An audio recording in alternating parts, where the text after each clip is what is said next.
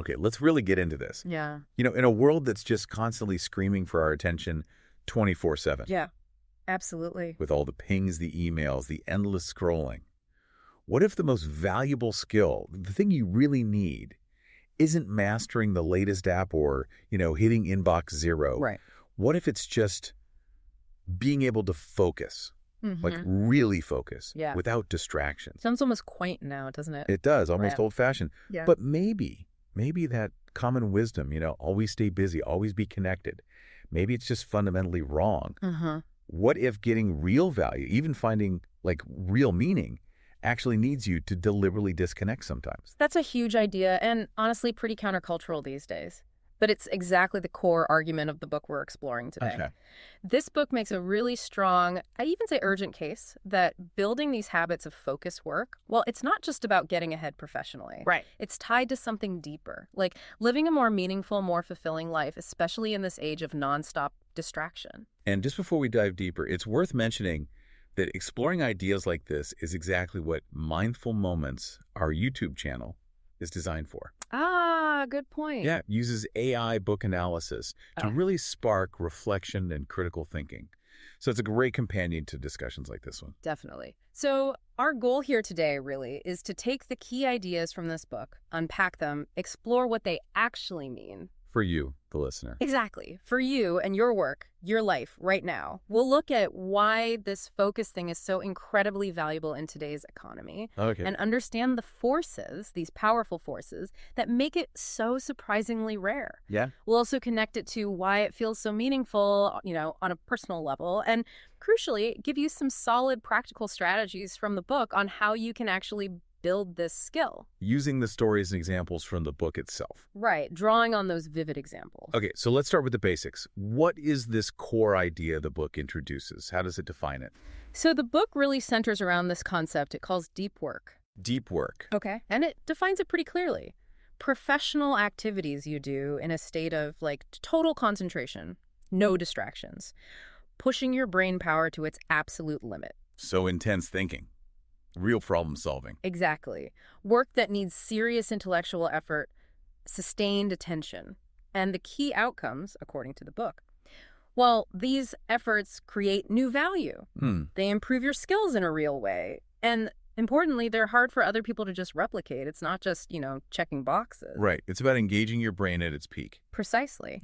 And the book draws a really clear line in the sand by contrasting it with the opposite. Which it calls shallow work. So these are the tasks that don't really demand much brain power, logistical stuff. like answering simple emails, scheduling things. Exactly. Things you can often do while you're half distracted. Admin tasks, maybe mindless browsing. We've all been there. Oh, absolutely. And Yeah. the crucial point the book makes is that these tasks, they don't create much new value on their own. And they're pretty easy for almost anyone else to do, or even automate eventually. So the distinction is fundamental. Totally.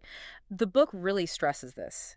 Deep work is about pushing your limits, stretching your abilities, creating something new or really complex. While shallow work is more about keeping things running. Yeah, maintenance, logistics, just looking busy.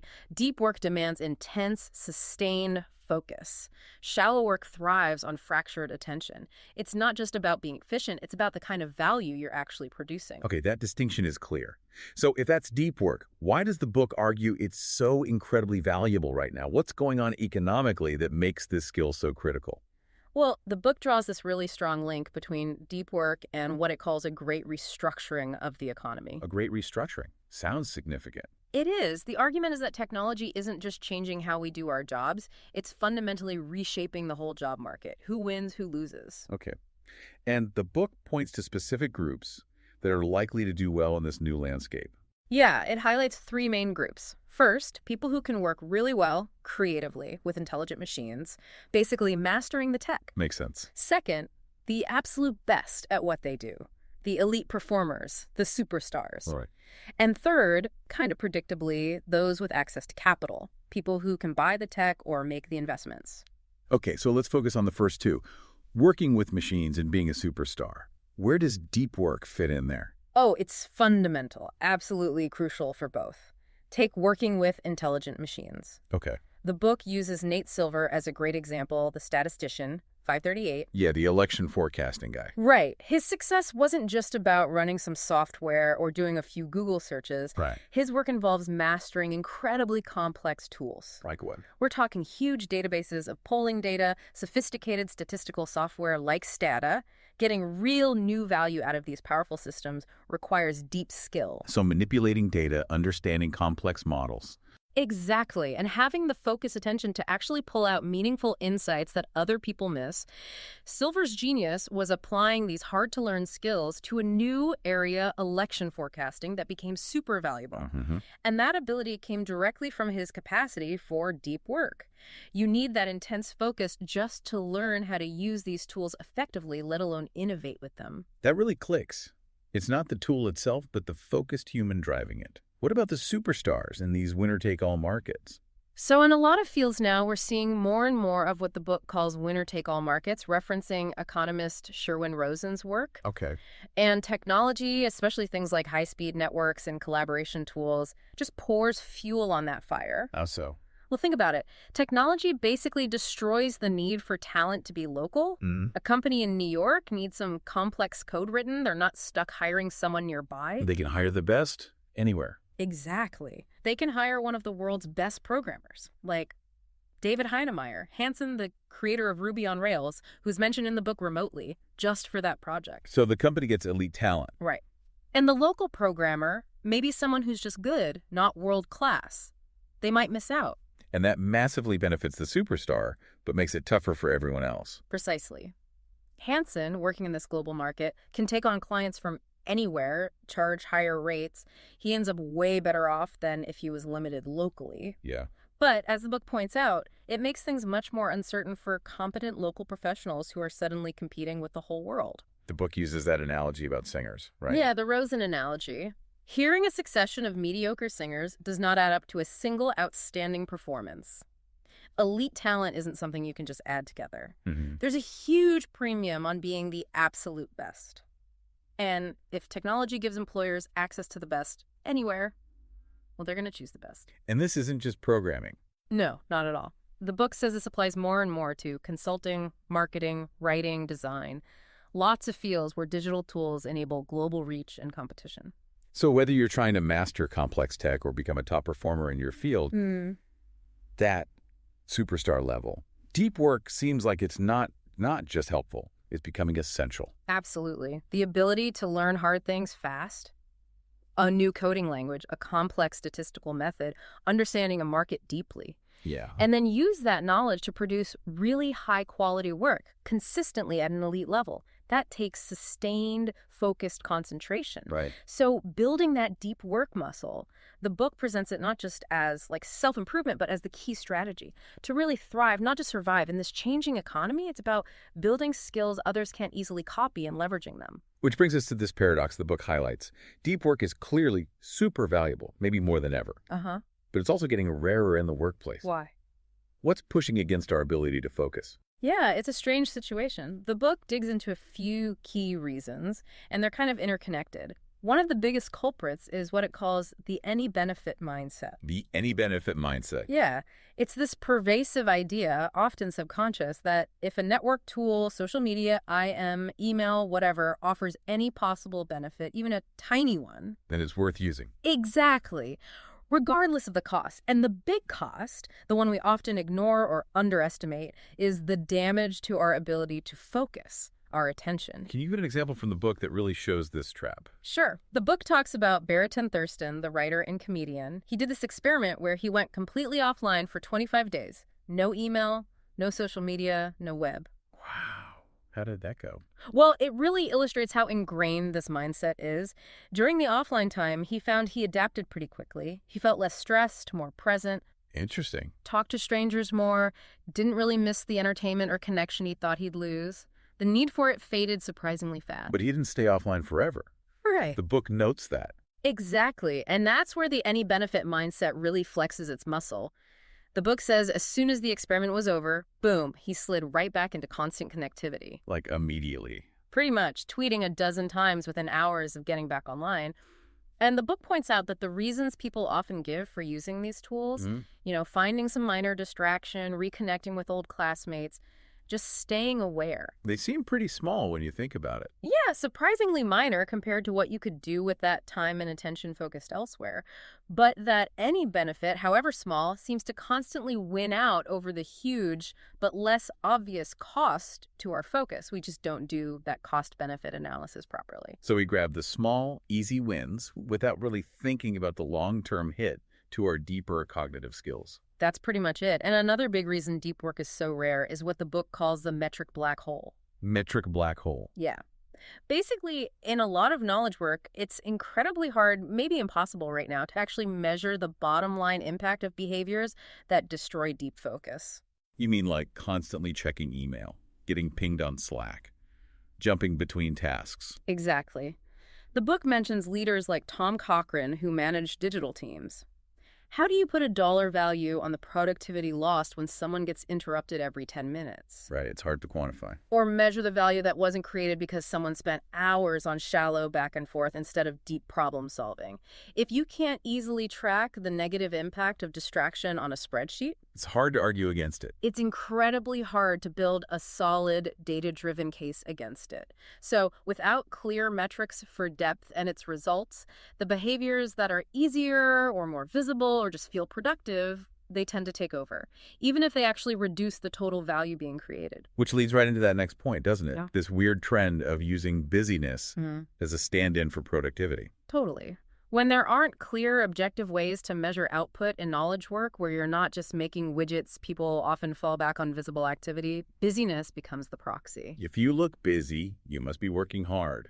That's the assumption. The book argues if you're constantly seen sending emails, your calendar's jammed with meetings, you reply instantly on chat, you look really busy, very publicly busy. And that appearance can actually be mistaken for real productivity, even rewarded. Oh, absolutely.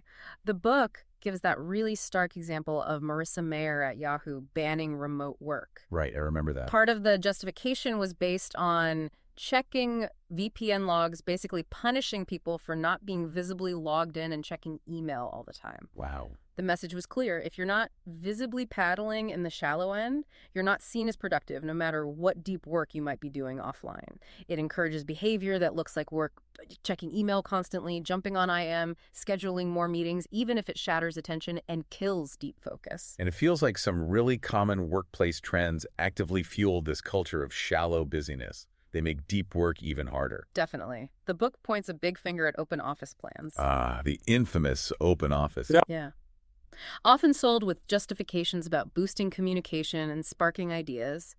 The book quotes people like Josh Carangel at Bloomberg or Jack Dorsey at Square talking about serendipity. But the reality is often different. The research cited in the book is pretty overwhelming. Open offices mainly create distracting environments that kill serious, focused thought. People actually communicate less meaningfully, just more often superficially, or they retreat into headphones, which kind of defeats the whole purpose. Right.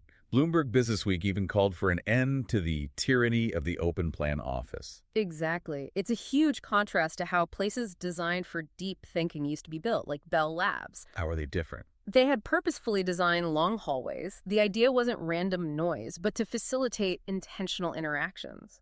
Researchers bumping into each other while thinking about specific problems, not constant, unavoidable visual and auditory clutter. And the communication tools themselves, the ones driving that any benefit thinking, they also actively work against depth. Oh, massively. The book talks about the impact of email and IM. Even just checking email creates what's called attention residue. Attention residue. Yeah.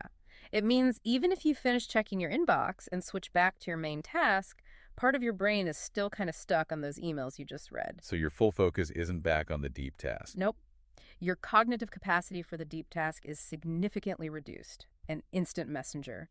The book argues it's even worse because it's always on, always a potential interruption. Yeah, that little notification. It magnifies the impact. Gloria Mark's research, which the book cites, shows that interruptions don't just cost the time of the interruption itself.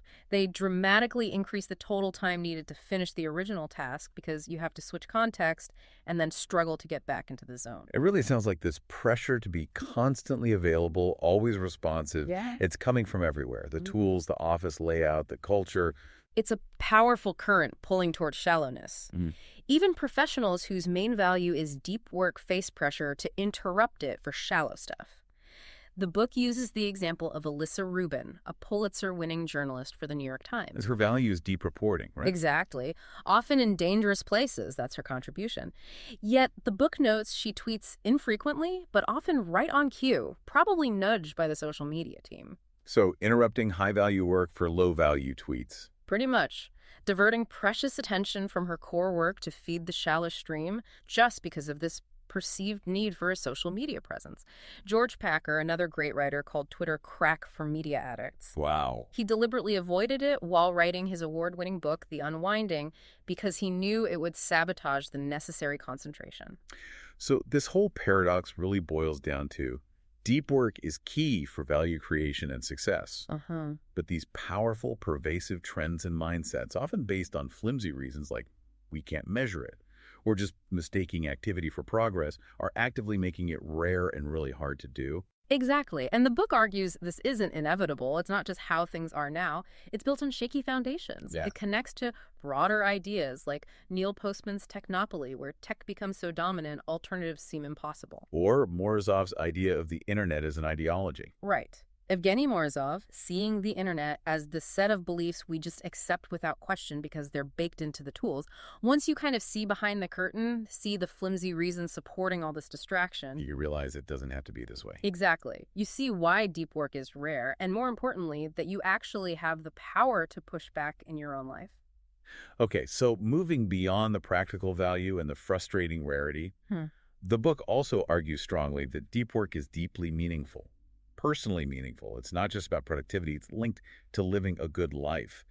How does it make that connection? Yeah, this is a really powerful part of the argument. The book suggests a deep life is a good life and explores this from a few angles. One is the connection to skilled craftsmanship. Craftsmanship, like woodworking or something. It uses the example of Rick Furr, a master bladesmith who makes samurai swords using ancient methods. Okay. Furr finds incredible meaning not just in the finished sword, but in the intense challenge and difficulty of the process itself.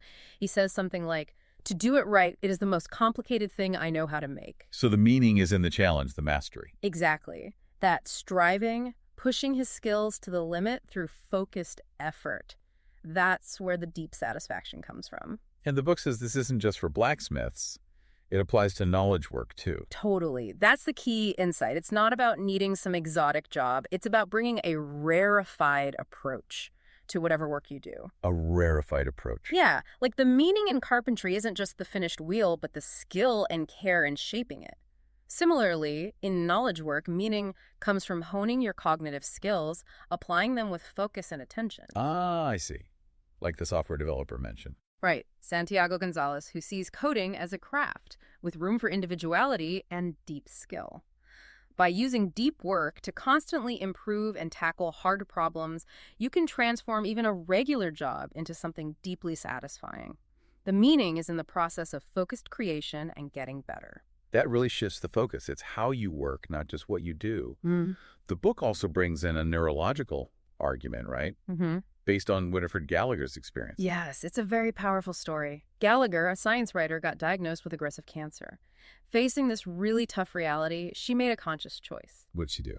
She decided to intensely focus her attention only on the positive things still available to her. Simple stuff like movies, walks, and a 6.30 martini, as the book quotes. She deliberately shifted her focus. Deliberately, and she found that this conscious effort to focus on the good significantly improved her well-being, her quality of life, even with everything else going on. And how does this connect back to deep work in our jobs? The book makes a direct neurological link. It explains that what you pay attention to literally shapes your reality. Your brain is wired so that your focus determines what you experience, what you remember, how you feel. So if you're always distracted. If you spend most of your time in that state of shallow, fragmented attention jumping between emails, messages, social media, your brain is working in a way that's less rewarding, less likely to give you a sense of meaning or accomplishment. Okay. But if you spend significant time in deep focus, pushing your brain on challenging problems, you're actually leveraging your brain's own machinery to maximize meaning and satisfaction from your work. So choosing where to focus changes your work experience. Exactly. By picking your professional targets carefully and giving them that rapt attention, as Gallagher called it, you're essentially living a focused life within your work. And she concluded that's the best kind of life. It's like using your brain's natural capacity for depth to build a more fulfilling work life. It sounds like more than just a productivity technique. It's almost optimizing your brain for feeling good about your work. There's definitely that element. The book also briefly touches on a philosophical angle, suggesting humans might be wired for depth, jokingly calling us Homo sapiens depensis. Homo sapiens pensis. Yeah.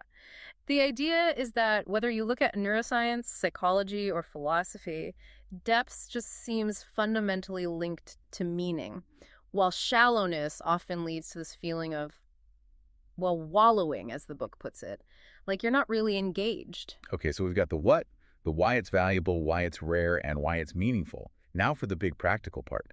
How do we actually do it? How do we build this skill when everything seems to be pushing us the other way? Right, because just knowing deep work is good isn't enough. The book is clear on that. The pull towards distraction is strong, it's conditioned, so you need deliberate strategies. Like building your own bowling and tower. Exactly. Referencing Carl Jung's stone retreat where he went for deep thinking. It's about intentionally creating the right conditions for depth in your own life, not just hoping it happens. Okay, let's get into these strategies. Rule number 1 is work deeply. And it starts with choosing a philosophy. That's right. The book argues that trying to just squeeze in deep work here and there usually fails because willpower runs out. Makes sense. To make it stick long term, you need a structure, a plan for how you'll consistently make time for it.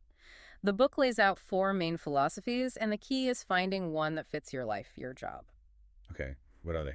First, the monastic philosophy. This is pretty extreme. You basically minimize or cut out almost all shallow stuff to maximize huge blocks of deep work time. Like Donald Knuth or Neil Stephenson avoiding email. Exactly. People who structure their whole lives around protecting that focus, it takes a certain kind of job or lifestyle. Okay, what's next? Second, the bimodal philosophy. Less extreme. You dedicate specific large chunks of time, maybe days, maybe even weeks, just for deep work, and the rest of the time is for shallow tasks. Like Jung's retreats or Bill Gates' think weeks. Perfect examples. This needs flexibility, the ability to actually disappear into focus for chunks of time. Right. Third. The rhythmic philosophy. This is about building a regular daily habit, making deep work a consistent rhythm, like exercise. Like Seinfeld's don't break the chain for writing jokes. Exactly. Consistency is key. It turns the decision into a routine, not a daily willpower battle. This often fits better with typical office jobs. Okay, and the last one. The journalistic philosophy. This one's maybe the toughest. It's about grabbing deep work opportunities whenever you can, fitting focused bursts into an unpredictable schedule. Like Walter Isaacson writing his book in short chunks. Yeah. Between meetings, while traveling, it takes serious mental discipline to switch into deep focus mode that quickly on demand. So step 1 is figuring out which structure fits your reality. Exactly. And whichever one you lean towards, the book stresses the need for rituals. Rituals for deep work sessions. Yes. To make them work, you need routine to eliminate decisions. Define your location, even if it's just a quiet corner or a specific cafe. Set a duration. Have clear rules. No internet, phone silenced, etc. Maybe track metrics, like words per hour. Why are rituals so important? They conserve your willpower. You don't have to decide if you should check email or how long to work. The ritual handles it, freeing up your mental energy for the actual deep work. Okay, structure frees up brain power. Mm-hmm. Rule #2 is embrace boredom. That sounds, well, hard. We're so used to filling every empty moment. It is hard, but the book's point is crucial. To do deep work, you don't just need to block external distractions, you need to train your brain to resist the internal urge to flee from boredom or difficulty. Because that urge is what makes us grab the phone. Exactly. If your brain is conditioned to switch tasks the second things get slightly boring or tough, it'll never handle the sustained focus deep work requires. So we need to build tolerance for doing nothing or just thinking. Pretty much. Build tolerance for less stimulation. The book suggests strategies. One is scheduling your internet use. Scheduling it, like specific times. Yeah. Instead of checking constantly whenever you feel the pull, block out specific, limited times for email, social media, news. Outside those blocks, it's off limits. How does that help? It trains your brain to wait. It builds the mental muscle to resist that constant itch for novelty. The book even draws a parallel to Orthodox Jews dedicating daily time to studying complex texts for hours. It's intense concentration training. Scheduling internet use applies a similar principle in a modern context. That sounds like breaking a serious habit. Uh-huh. Any other techniques for embracing boredom? Productive meditation. Using times when your body is occupied but your mind is free walking, commuting, showering, Okay. to focus intensely on one specific, well-defined professional problem. Actively resist letting your mind drift to easy stuff. Force it to wrestle with that single problem. So it's like focused training during downtime. Exactly. It builds distraction resistance and your ability to stay locked onto a problem, even away from your desk. It's exercising the focus muscle. Interesting. There was also the Teddy Roosevelt thing. Right. Work like Teddy Roosevelt. Basically, train yourself to switch into intense concentration quickly for short bursts when you have the time, and then switch back out cleanly without letting distractions linger. Like Roosevelt supposedly did in college with his crazy schedule. Exactly. He got incredibly good at diving deep into study for short periods between activities, then switching gears instantly. It takes practice, but lets you find depth even in a fragmented day. That definitely sounds like advanced mental gymnastics. Okay, rule #3, quit social media. But the book adds thoughtfully. It's not just anti-social media. No, it's more nuanced. This rule directly challenges that any benefit mindset. The book suggests adopting a craftsman approach to choosing your tools, like a traditional craftsman would. Like the farmer example. Exactly. Forrest Pritchard, the farmer, deciding on a new hay baler. He doesn't just buy it because it's new or slightly convenient. Yeah. He asks, does this significantly help my core goal producing high-quality, sustainable meat? If not, he doesn't bother. So apply that same tough standard to digital tools, especially optional ones like Twitter, Facebook, Instagram. Precisely. The book suggests using the 80-20 rule, the law of the vital few. First, identify the core 20% of activities that give you 80% of your results, personally and professionally, your vital few goals. Okay. Then, evaluate every network tool only on its significant, positive, direct impact on those specific goals. Ignore minor benefits, ignore keeping up, ignore FOMO, if it doesn't clearly and substantially help your vital few goals. The book says you should probably ditch it. That's the argument. And it points to successful people who do this. Yeah, writers like Gladwell, Michael Lewis, George Packer, people who opt out of platforms like Twitter, even though they're in fields where everyone says you need an online presence. Why do they opt out? They understand their real value comes from deep work writing, research, thinking, and those activities are actively hindered by the constant distraction of services like Twitter. Their success isn't despite avoiding it. The book implies it's partly because they redirect that time and focus. But that fear of missing out, FOMO, it feels real. How do you deal with that? The book has a great practical suggestion: the packing party for your online life. The packing party. Yeah, take a deliberate break from your optional network tools, maybe 30 days. Don't announce it, just stop using them. What's the point? The idea is this replaces the fear of missing out with the reality of what you actually miss, which the book suggests is often surprisingly little in terms of things crucial to your main goals. After the 30 days, you can make a much more rational decision about what, if anything, to bring back and how to use it mindfully. That sounds like a really good way to reset and get perspective. What about sites that are purely entertainment, BuzzFeed, Reddit, that kind of thing? The book addresses those too, argues they're designed for shallow attention, passive clicking. The advice isn't just don't do it, but give your brain a quality alternative. A quality alternative. Yeah. Instead of defaulting to mindless scrolling in your downtime, actively choose something more demanding but fulfilling. Read a challenging book, pursue a hobby that requires skill, have a deep conversation, exercise. So use leisure time actively, not passively. Right. It's not only more satisfying, the book argues, but it actually strengthens your focus muscles for your work time too. It echoes Arnold Bennett's idea of using your free time to truly live, not just exist. That reframes downtime completely. Okay, the final rule. Rule #4. Drain the shallows. This sounds like minimizing the unavoidable shallow stuff. Exactly. Since your deep work capacity is limited, we'll get to that the aim isn't zero shallow work, which is probably impossible. It's about cutting it back ruthlessly to make space for depth. How do you start? A key first step the book suggests is quantify it. Figure out how much time you actually spend on shallow versus deep tasks. Most knowledge workers have no real clue. Track your time for a week or two. The results can be eye-opening.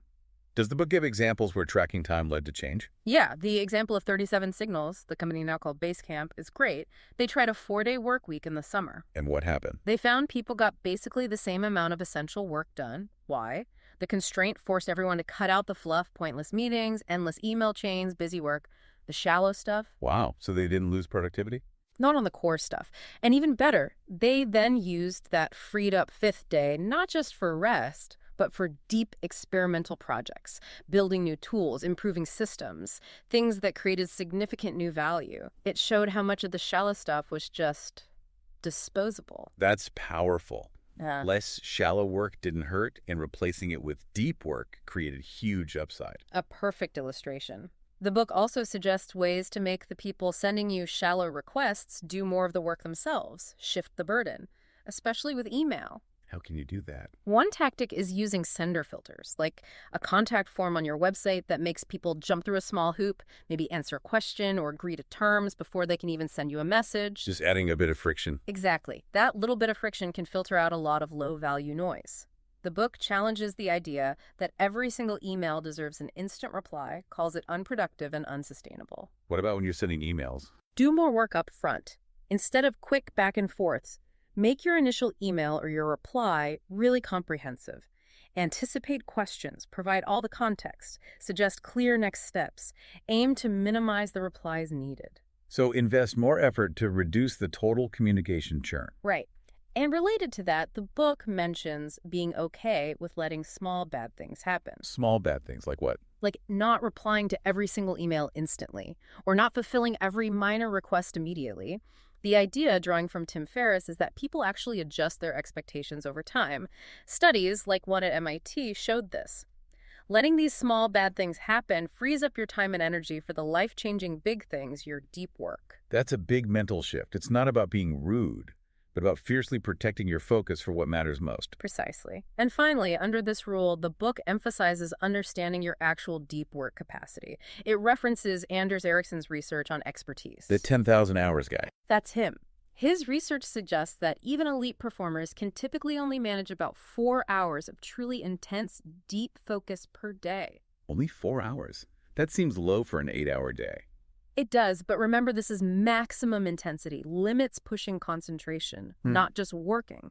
The takeaway is, yes, there is some room for shallow work. The danger isn't shallow work itself, but when it balloons and starts crowding out those precious few hours of deep focus capacity, especially with meetings, calls, and other stuff eating into the day. So draining the shallows isn't about eliminating it entirely, but about protecting that core 4 hours of deep work potential. Exactly. Cut back the shallow stuff ruthlessly so you can consistently hit your deep work potential each day.